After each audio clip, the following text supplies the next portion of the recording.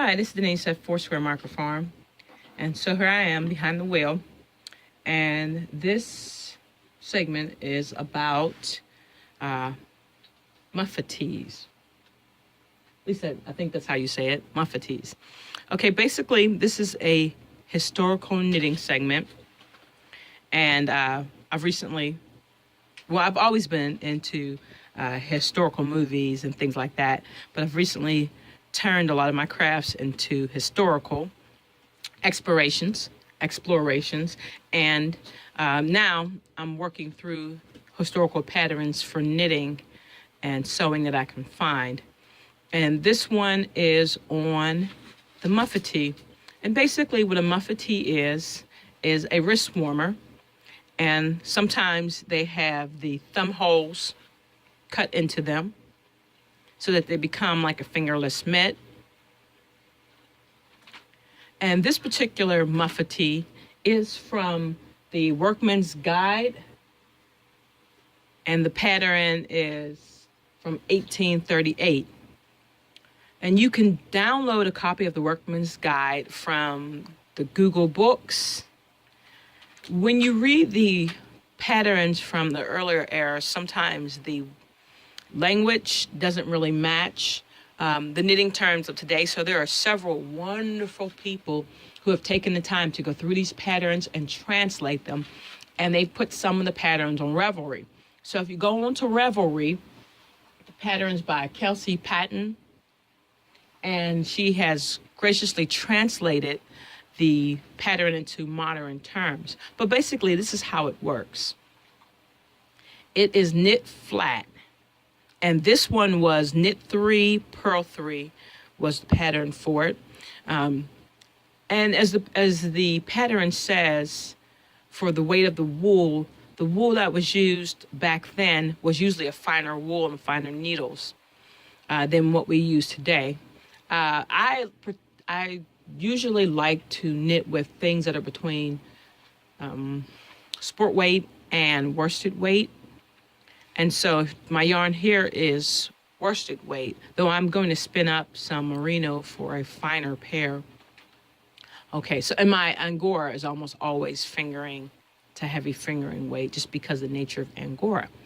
So for this particular one, I have pretty small hands. My ring size is size 6 on one and 6.5 on the other. So I have pretty small hands measuring across here, and I cast on 32. Now for me, 32 as it knits up is going to be the length from about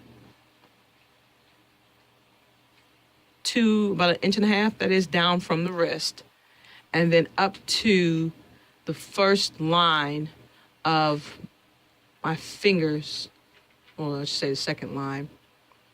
Let me show you. So from here to here, and that is 32. So when you cast on that length, what you're doing is you're casting on the length of how far the glove is going to go down your wrist and where it is going to be at on the fingers. So that's the cast on.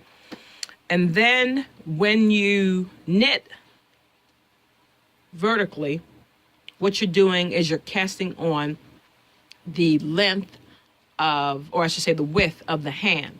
So however many rows you knit up, that will be the width of the actual glove to wrap around the hand. And then after you've wrapped it around, you seam it. And you almost can't even see my seam here. Because at first I was like, I knit all my gloves in the round. I knit everything in the round when I can. And I was like, I really don't want to work anything up flat and then the seam and all that kind of stuff.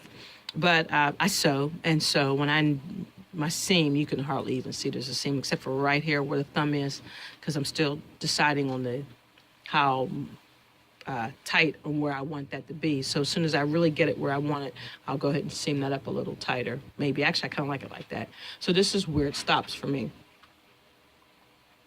And that was cast on 32. But the pattern calls the cast on 40.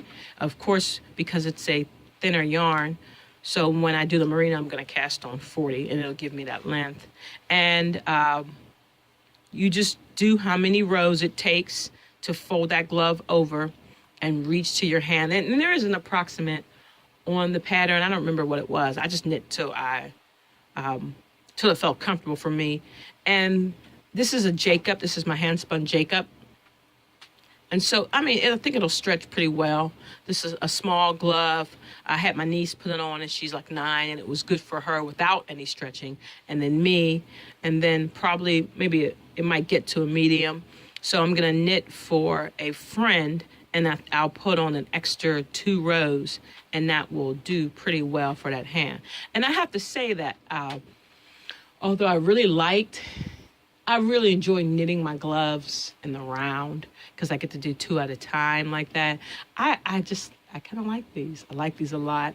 And the little neat freak in me was like, oh no, the edges are not perfectly neat. But you know what? I believe that adds a character to the glove itself.